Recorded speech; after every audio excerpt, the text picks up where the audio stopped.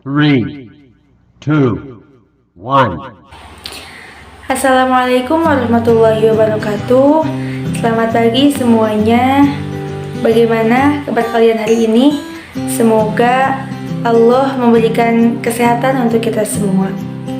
Alhamdulillah, pada kesempatan kali ini kita bisa melakukan proses belajar mengajar via online. Semoga tidak mengurangi keseriusan kalian dalam belajar. Nah, alangkah baiknya mari kita awali pembelajaran ini dengan berdoa bersama. Berdoa mulai.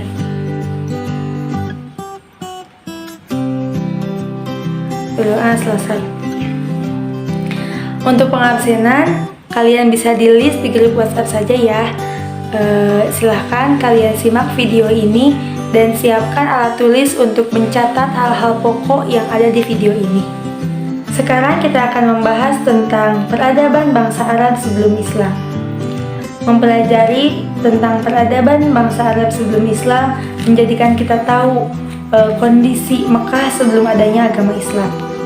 Di sini ada 4 sub pokok pembahasan. Yang pertama, kepercayaan masyarakat Mekah sebelum Islam. Yang kedua, kondisi sosial masyarakat Mekah sebelum Islam. Yang ketiga, kondisi ekonomi masyarakat Mekah sebelum Islam. Dan yang keempat, kondisi politik masyarakat Mekah sebelum Islam. Kita masuk pada sub pembahasan yang pertama, yaitu kepercayaan masyarakat Mekah sebelum Islam. Pada awalnya, masyarakat Mekah menganut ajaran Tauhid yang dibawa oleh Nabi Ibrahim. Kemudian dilanjutkan oleh putranya, yaitu Nabi Ismail. Setelah Nabi Ismail wafat, mulailah banyak yang menyembah kepada selain Allah. Proses perpindahan ini berawal dari Amir bin Lubai yang sedang melakukan perjalanannya ke kota Syam. Dia melihat penduduk kota Syam sedang beribadah dengan menyembah berhala, sehingga dia tertarik untuk melakukannya dan mempraktikannya di Mekah. Amir bin Lubai membawa berhala besar yang diberi nama Hubal. Hubal adalah pimpinan berhala dari berhala-berhala lain seperti Lata, Uzza, dan Mana. Dia mengajarkan cara menyembah berhala kepada masyarakat Mekah sehingga masyarakat Mekah meyakini bahwa berhala adalah perantara untuk mendekatkan diri kepada Tuhannya. Semenjak itulah mulai membuat berhala-berhala sampai dengan 360 berhala yang disimpan mengelilingi Ka'bah. Mulailah masuk kepercayaan baru dan semenjak itu Mekah dikenal sebagai tempat penyembahan berhala. Masyarakat Mekah pada saat itu dikenal sebagai masa jahiliyah atau zaman kebodohan.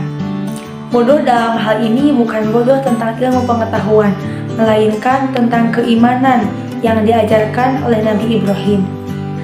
Selain menyembah berhala, ada kepercayaan lain di kota Mekah. Yang pertama, menyembah malaikat. Sebagian bangsa Arab menyembah dan menuhankan malaikat karena mereka menganggap bahwa malaikat itu adalah putri Tuhan. Yang kedua, menyembah jin, ruh, atau hantu. Mereka mengadakan sesajenan binatang kurban sebagai sesajenan agar mereka terhindar dari bencana dan bahaya. Untuk pembahasan yang kedua, yaitu tentang kondisi sosial masyarakat Mekah sebelum Islam. Bangsa Arab memiliki karakter positif seperti pemberani, ketahanan, daya fisik, kekuatan daya ingat, pola hidup sederhana, ramah, dan lain sebagainya. Tetapi karakter tersebut terkikis oleh kejahiliahan mereka dan mereka pun memiliki kebiasaan-kebiasaan buruk seperti suka mabuk-mabukan, berjudi, berperang, berzina, dan yang paling kejam yaitu membunuh anak perempuan dengan cara dikubur secara hidup-hidup. Dan mereka pun merasa terhina dan malu ketika memiliki anak perempuan. Seolah-olah anak perempuan itu ditempatkan pada kedudukan yang sangat rendah.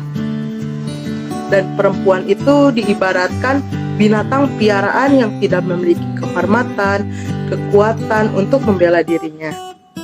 Selain itu, sistem perbudakan yang dilakukan masyarakat Arab, para majikan memiliki kebebasan untuk memperlakukan budaknya. posisi budak tidak memiliki kebebasan hidup layaknya manusia. Untuk yang selanjutnya, pembahasan ketiga yaitu tentang kondisi ekonomi masyarakat Mekah sebelum Islam. Bangsa Arab memiliki mata pencaharian di bidang pertanian, peternakan, perdagangan. Banyak penduduk yang hidupnya tidak menetap, mereka tinggal di pedalaman seperti masyarakat Baduy. Mata pencahariannya adalah bertani dan beternak. Selain Baduy, adapun masyarakat perkotaan yang subur dalam bidang pertanian seperti Yaman, Madinah, dan Thaif. Selain pertanian, mayoritas masyarakat Arab memilih mata pencaharian perdagangan yang dinamakan Ahlul Qadar. Di kota Mekah terdapat pusat perdagangan yaitu Pasar Uqad yang dibuka di bulan Zulhijjah, Dzulqa'dah, dan Muharram. Khususnya penduduk Mekah yang memiliki pusat perniagaan istimewa. Suku Quraisy merupakan penduduk Mekah yang memegang peranan dalam perniagaan di Jazirah Arab. Kebiasaan orang-orang Quraisy adalah mengadakan perjalanan perdagangan ke daerah lain, yaitu perjalanan musim dingin ke negeri Yaman dan perjalanan musim panas ke negeri Syam. Allah mengabdikan perjalanan suku Quraisy dalam Quran Surat Al-Quraisy ayat 1-4. Dalam bidang ekonomi, riba sudah menjadi tradisi dan lazim dipraktekkan di Jazirah Arab. Bahkan Mekah sebagai pusatnya sudah terpengaruh oleh sistem riba tersebut. Untuk pembahasan yang keempat, yaitu mengenai kondisi politik masyarakat Mekah sebelum Islam. Pada masyarakat pra-Islam dapat dibagi menjadi dua bagian berdasarkan batas teritorial. Yang pertama, penduduk kota yang tinggal di perniagaan Jazirah Arab seperti Mekah dan Madinah. Dan yang kedua, penduduk pedalaman yang mengembala dari satu tempat ke tempat yang lain. Sebelum Islam datang, ada 3 kekuasaan politik besar yang mempengaruhi politik Arab, yaitu pertama, Kekaisaran Nasrani di Zaintum, dan yang kedua, Kekaisaran Persia yang memeluk agama Zoroaster, dan yang ketiga, dinasti Himyar yang berkuasa di Arab bagian selatan. Bangsa Arab terdiri dari beberapa suku. Mereka memiliki rasa cinta yang begitu sangat berlebih terhadap sukunya. Tidak jarang, peperangan sering terjadi antar suku. Di antaranya Perang Pujar, perang persaudaraan yang terjadi selama 15 tahun sebelum Rasul diutus. Nah, di Jazirah Arab juga terdapat kerajaan yang pernah ada, yaitu Kerajaan Kindah, Kerajaan Ma'in, dan Kerajaan Khotban, Kerajaan Saba, Kerajaan Himyar, penduduk Romawi di Yaman, penduduk orang-orang Persia atas Yaman, Kerajaan Hirar, Kerajaan Gosan, dan Kerajaan Hijaz.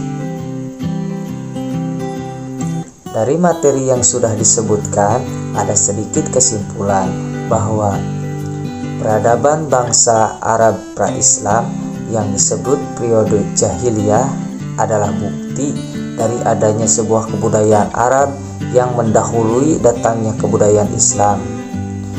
Periode tersebut menyaksikan puncak sebuah peradaban tersendiri di kawasan antara keduanya, Imperium Byzantium dari Asia Kecil dan Imperium Sasan dari Persia.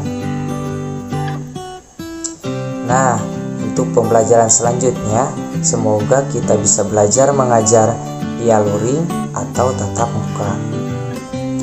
Untuk pembelajaran hari ini dicukupkan sampai di sini. Terima kasih Bapak untuk anak-anak semua atas antusiasinya dalam pembelajaran kali ini. Semoga kita selalu diberi kesehatan. Amin ya Allah ya Rabbal Alamin. Bapak tutup. Hasbunallah wa ni'mal wakil. Wassalamualaikum warahmatullahi wabarakatuh.